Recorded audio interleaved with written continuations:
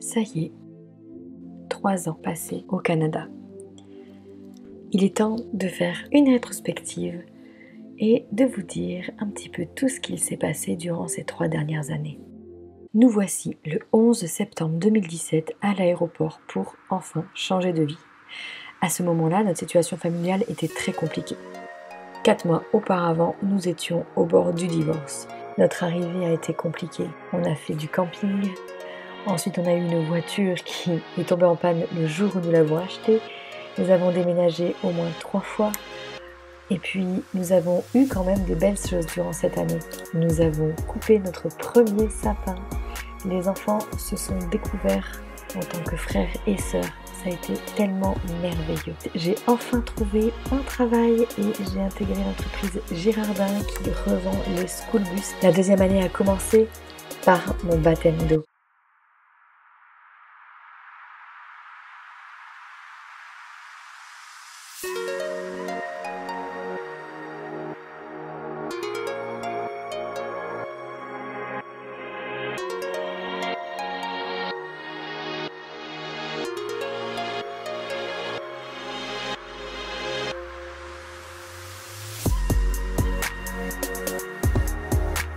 Il y a eu notre retour en France pour les vacances de Noël en 2018 et ça a été un grand périple. Mais cette fois-ci, merci Seigneur, le voyage s'est passé autant à l'aller qu'au retour parfaitement bien. Les enfants ont dormi, il n'y a pas eu de crise, le voyage était vraiment serein.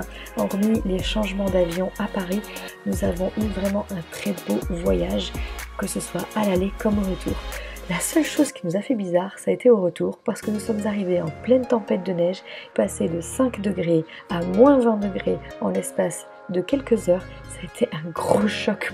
Enfin, un événement qui a beaucoup troublé notre tranquillité a été la DPJ. C'est pas possible que ce soit quelqu'un qui se soucie vraiment des enfants parce qu'il se passe rien chez nous, à part les grosses crises de Juliane.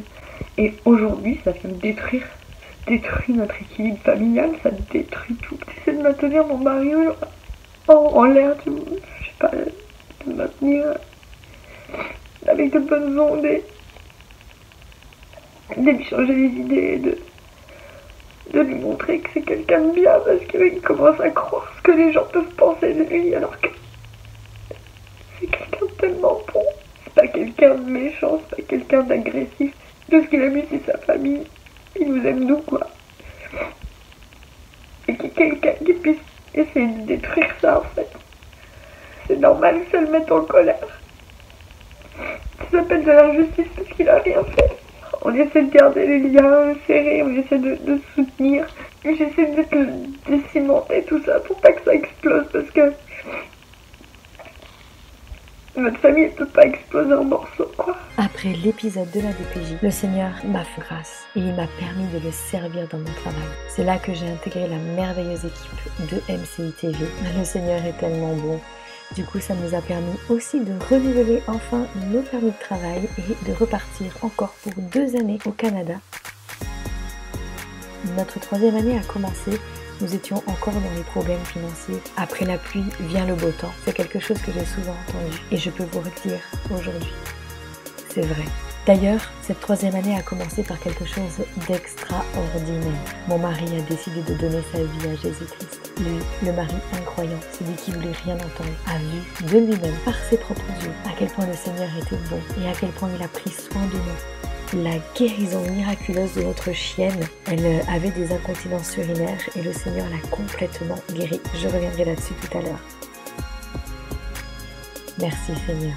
Et nous avons rencontré notre merveilleuse famille de l'Église de la Victoire, où nous sommes heureux et bénis. Durant cette 3e année, nous avons mis l'accent particulièrement sur notre mariage,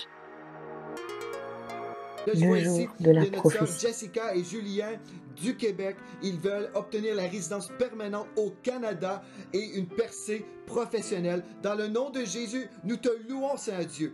Par exemple, comme Jessica et Julien, nous croyons, Saint-Dieu, que tu es le Dieu de faveur surnaturelle de J'aimerais Nazareth. déclarer, Dieu est votre source et sachez que Dieu est spécifique. N'hésitez pas à être spécifique dans ce que vous recherchez. Alléluia. Si vous J'avais souhaitez... la même chose. En fait, pour notre frère Julien, dans mon esprit, ça me disait, Julien, soyez spécifiques. Et ce que je recevais dans mon cœur, allez dans une forêt. Voici la parole de Dieu pour vous. Allez dans une forêt, soyez spécifiques et louez votre Dieu pour la percée dans la forêt. Vous n'êtes pas obligé de faire ça ce soir, là, mais allez louer le Seigneur et commencez à remercier le Seigneur de façon spécifique. Ne dites pas merci Seigneur pour un travail. Non, non, spécifique. Amen. Si vous voulez travailler dans un secteur, vous êtes spécifique et louez le Seigneur d'une façon spécifique. Alléluia. Dans le nom de Jésus. Ce qui nous est chéri. Non, c'est correct. Alléluia. Si c'est la chasse et la pêche, dites je veux travailler dans le domaine de la chasse et de la pêche. Et soyez vraiment spécifique, Julien. Soyez spécifique.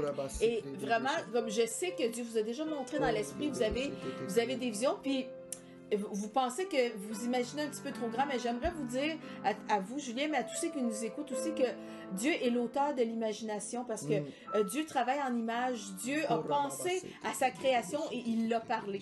Donc, de la même manière que Dieu a pensé à la création, Dieu a pensé à l'homme, Dieu a pensé aux animaux et à tout ce qu'il a créé. Et ensuite, Dieu a parlé et la création s'est manifestée. Et donc, de la même manière que Dieu a créé les cieux et la terre, vraiment, vous pouvez créer vraiment cet environnement dans lequel Dieu vous invite, Dieu vous appelle à travailler. Donc, ne méprisez pas votre imagination, mais sachez que Dieu peut vous parler justement, que peut vous donner une direction vraiment spécifique. Donc, osez parler, osez croire et osez parler ce que Dieu met sur votre cœur. Quelques mois après, Julien a enfin ouvert son entreprise. Et vous savez quoi? C'est exactement la prière qu'il a faite au Seigneur. Comme vous avez pu le constater, notre cheminement au Canada n'a pas été très simple. Et comme je disais à mon mari, il y a eu l'avant DPJ et l'après DPJ en 2017. Nous étions ensemble depuis 12 ans avec mon mari. Nous étions mariés depuis 5 ans et nous avions 2 enfants. Cette première année a été très difficile parce que nous sommes arrivés avec rien. Juste 8 valises. Et nos enfants, le chien, vraiment, on n'avait rien. Et on a galéré vraiment. C'était vraiment une énorme galère financièrement parlant, en plus de notre situation familiale. C'est-à-dire que quand je parle de situation familiale, on s'entend que c'est vraiment des désaccords. On était avec mon mari, moi dans un monde, lui dans un autre. Parce que je rends grâce à Dieu pour ces 3 dernières années qu'on a vécues. Ça a été 3 années de restauration de notre famille. Quand on voit d'où on vient et ce que l'on est, c'est vraiment incroyable. Nous étions une famille décousue, avec des soucis financiers dans un nouveau pays, avec rien à part nous et le Seigneur comme appui. Nous avons vécu beaucoup de défis, de souffrances, mais aussi de joie, d'amour et de victoire.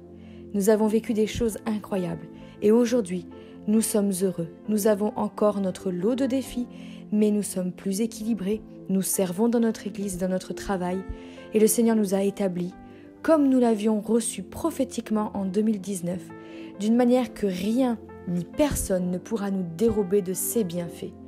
Que toute la gloire revienne au Seigneur. En 2017, nous n'avions rien, nous étions vides et nus. Mais aujourd'hui, 3 ans plus tard, nous avons tout en Jésus-Christ, qui a pris soin de nous en tout point.